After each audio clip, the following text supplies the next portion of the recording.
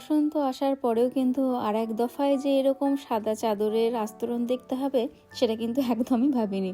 বলেছিলাম আপনাদের যে না, শীত কিন্তু এখনও পুরোপুরি বিদায় নেয়নি। আর ঠিকই প্রত্যেকবারের মতন এবারেও কিন্তু ভবিষ্যৎবাণী কিন্তু সফলই হলো। এই শেষ বলতে গেলে ঠান্ডার হয়তো আর 2 দিন, এরপরে কিন্তু পাকাপাকিভাবে শীত যেতে বসেছে আর বসন্ত আসতে চলেছে। সবাইকে আবার স্বাগত লিভিং মাই আমেরিকান ড্রিমের নতুন আর একটা ব্লগে। আমি অনিন্দিতা, আপনাদের সবাইকে আরও একবার ওয়েলকাম। ওই যে দূরে রিনি গেল এখন স্কুলে বাসের জন্য, আর এদিকে রনকে কিন্তু এখনও তোলা বাকি, এরপরে ওকে রেডি করে স্কুল পাঠানোর পালা। তবে তার আগে আপনাদেরকে দেখায় এই যে সমস্ত যে বাড়ির সামনে গোলাপগুলো ছিল যেগুলো বরফে প্রায় জমে গেছিলো, সেগুলোকে দেখেছেন সবই কিন্তু প্রুন করে দিয়েছি, যাকে বলে হার্ড প্রুনিং।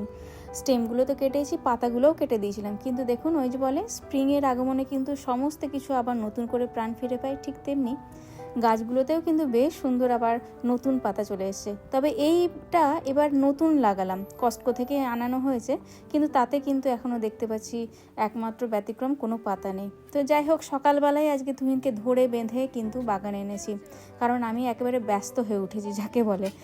কিছু বীজ তো ইতিমধ্যে লাগিয়ে ফেলেছি, যেগুলো এতদিন ইনডোরই রেখেছিলাম গ্যারেজের ভেতরে। তো সেইগুলো প্রত্যেকটা থেকে না বেশ সুন্দর সুন্দর ছোট ছোট চারা গাছ তো বেরিয়েছে। তাই ভাবলাম যে না, এরপরে যখন ঠান্ডাটা মনে হচ্ছে ফাইনালি বিদায় নিল, সেগুলোকে কিন্তু এবার আস্তে আস্তে বাগানে ট্রান্সফার করা পালা। হাফ দিলেও হবে তাই।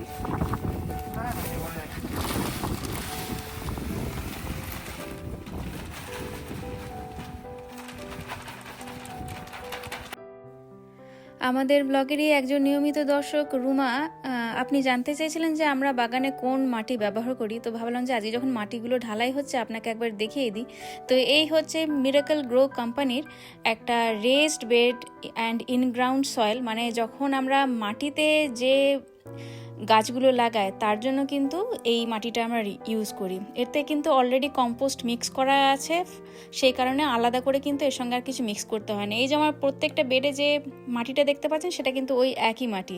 আর এটা কিন্তু এখানকার মোটামুটি সমস্ত দোকান, যেমন ধরুন ওয়ালমার্ট, হোম ডিপো আর কস্টকোতে পাওয়া যায়। তবে সব থেকে ভালো ডিল যেহেতু কস্টকোই দেয়, সেই কারণে কিন্তু আমরা কস্টকো থেকে একেবারে বাল্কে নিয়ে আসি, আর খানিকটাও কস্টকোতে হয়তো সস্তাও পড়ে।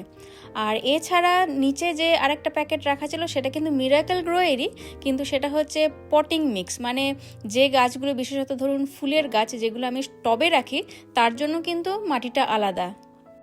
শুধুমাত্র এই 2 ধরনের মাটি আমি ইউজ করি। আর এছাড়া মিরাকল গ্রো কোম্পানিটারই একটা প্লান্ট ফুড পাওয়া যায়, সেটাও কিন্তু আপনি কস্টকো বা ওয়ালমার্টে পাবেন। তো সেই প্লান্ট ফুডটা যখন গ্রোয়িং সিজন থাকে গাছে, সেটা কিন্তু আমি মাসে একবার করে দিই, আর পরিমাণটা কিন্তু প্যাকেটের গায়ে লেখা থাকে যে কতটা করে আপনাকে ইউজ করতে হবে। আর যখন অন্যান্য সিজন থাকে তখন কিন্তু মোটামুটি গাছগুলো যখন একটু ভেজিটেটিভ গ্রোথ হয়, সেই সময়টা কিন্তু ওটাকে আমি মাসে না হোক করে 2 মাসে একবার করে ইউজ করি। এছাড়া কিন্তু আর কোনো রকমের কোনো আলাদা করে ফার্টিলাইজার বা কম্পোস্ট কিচ্ছু ব্যবহার করা হয় না। আর এই বাড়ির থেকে ধরুন যেগুলো আমাদের প্রত্যেকের বাড়িরই কিছু অর্গানিক ওয়েস্ট, যেগুলো ধরুন ডিমের খোসা বা কখনো কখনো কলার খোসা বা চালের জল বা সবজি ধোয়া জল, সেগুলোকে যখন পারি, সেটা খুব নিয়মিত নয়, তবে যখনই সম্ভব হয় আমি এসে কিন্তু এই বেডের সাথেই কিন্তু মিশিয়ে দিই।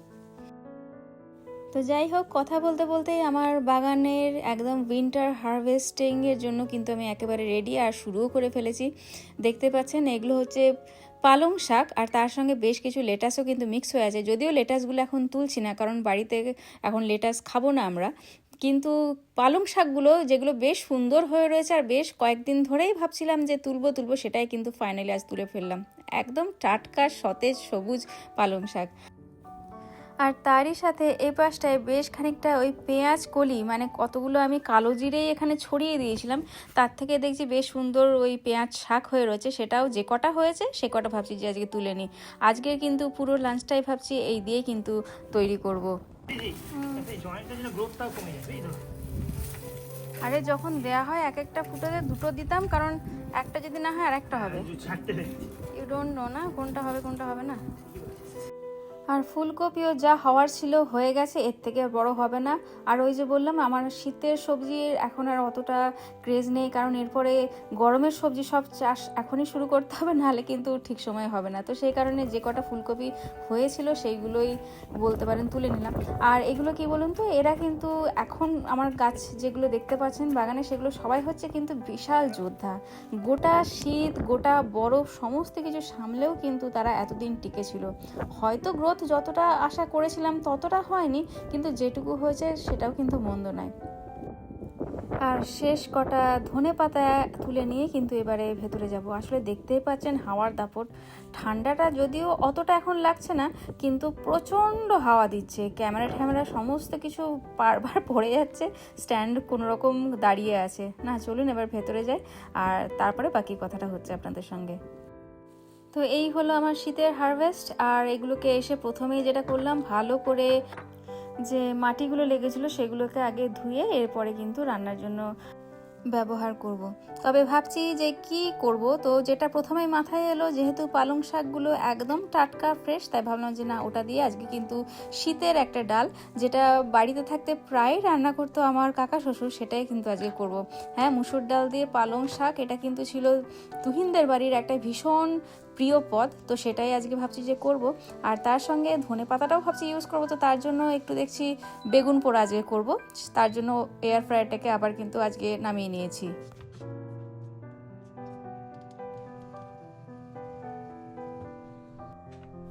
আমরা বাঙালিরা দেখবেন খাবার খাই কিন্তু শুধু পেট ভরানোর জন্য না, আমরা খাবার খাই মানুষকে মনে করার জন্য। আমাদের কাছে প্রতিটা খাবার মানেই হচ্ছে একটা গল্প, একটা সময়, একটা মুখ। এই যেমন ধরুন না, এই পালং শাকের ডালটা বানাতে বানাতে আমার মনে পড়ে যাচ্ছে সেই কাকুর কথা। শীতকাল মানেই ছিল কাকুর বাগান থেকে তুলে আনা পালং শাক দিয়ে সেই ডাল, আর তার সঙ্গে রুটি। এছাড়াও ধরুন আমাদের কাছে বর্ষা মানেই হচ্ছে খিচুড়ি, আর গরমের দুপুর মানে কিন্তু একদম পান্তা ভাত, আর ইলিশ মাছ মানে একটা পুরো নদী, একটা ঋতু, আর তার সঙ্গে গোটা একটা উৎসব। খাবার কিন্তু বাঙালির কাছে কখনো একা খাওয়ার জিনিস না, খাবার মানেই হচ্ছে অনেকগুলো মানুষ। আমরা কারো কথা মনে করলে বলি যে ওর হাতের রান্না এখনো ভুলতে পারি না। আমরা রেসিপি শুধু টেস্টের জন্য শেয়ার করি না, করি কিন্তু সম্পর্ক ধরে রাখার জন্য। তাই এই দেশে এসেও যখন নিজের হাতে নারকল নাড়ু বানাই, তখন আসলে কিন্তু নাড়ু খাওয়ার জন্য বানাই না, বানায় শিকড়কে ছুঁয়ে দেখার জন্য। বিদেশে এসে এই কানেকশন কিন্তু আরও গভীর হয়ে যায়, জানে। ইউএসএতে এসে বুঝেছি যে এখানে খাবার খুব অর্গানাইজড, ক্লিন, কনভিনিয়েন্ট, কিন্তু আমাদের খাবার সেটা কিন্তু সত্যি বলতে গেলে ইমোশন। আসলে আমরা বাঙালিরা খাবারের মাধ্যমেই কিন্তু মানুষকে জড়িয়ে রাখি। তাই হয়তো বিদেশে থাকলেও একটা গরম ভাতের প্লেট আমাদের মুহূর্তে 1000 মাইল পার করিয়ে দেয়, ফিরিয়ে নিয়ে যায় কিন্তু আবার সেই মায়ের রান্নাঘরে। না, চলুন গল্প করতে করতে আমার কিন্তু রান্না একেবারে শেষের দিকে, এরপরে শুধু বাচ্চাদের আসার পালা, তারপরে চলুন ব্লগটা আবার কন্টিনিউ করছি।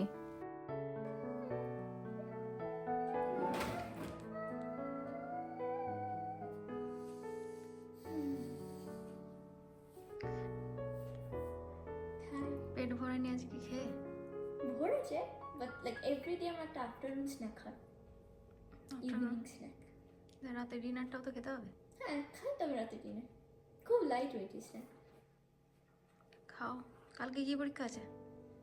টুমরো আমার 50 কোয়েশ্চেন, একটা বই পড়েছি স্কুলে, ওই বইটার ব্যাপারে 50 কোয়েশ্চেন রিডিং টেস্ট আছে, আর টুমরো ম্যাথের ইউনিট টেস্ট আছে। বাইরেও আছে কালকে ম্যাথ রিভিউ, কিন্তু এখন যদি আসতে বলি না, আসবে না। বাট টিচার বলেছে ভালো করে প্র্যাকটিস করিয়ে তাড়াতাড়ি ঘুমাতে, একটা সাউন্ড স্লিপ ওকে নিতে আজকে। ও সাউন্ড স্লিপ নেবে, লাউড স্লিপ। তুই স্ন্যাকটা নিয়ে একবার গিয়ে বলতো যে রেয়ান ইউ হ্যাভ ডিপিএম, হ্যাঁ গিয়ে দেখি আসে নাকি। ঠিক আছে, এই গ্যারাজেই খেলছে তিনজনে। রেয়ান, ও পালিয়ে গেল।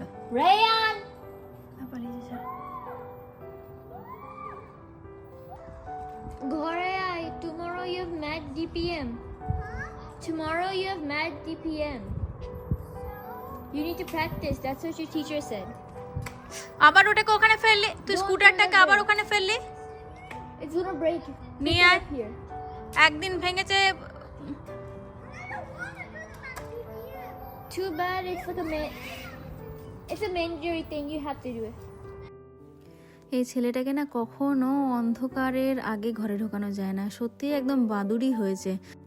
রাতের অন্ধকারেও বাইরে ঘুরে বেড়াতে খেলতে ওর কোনো অসুবিধা নেই। কালকে এদিকে অঙ্ক পরীক্ষা রয়েছে, টিচার বলেছে একটা ভালো করে খাওয়া দাওয়া খাইয়ে ভালো করে ঘুম দিতে আর সকালবেলা ব্রেকফাস্টটাও ভালো দিতে, কিন্তু কোথায় শুনছে বলুন?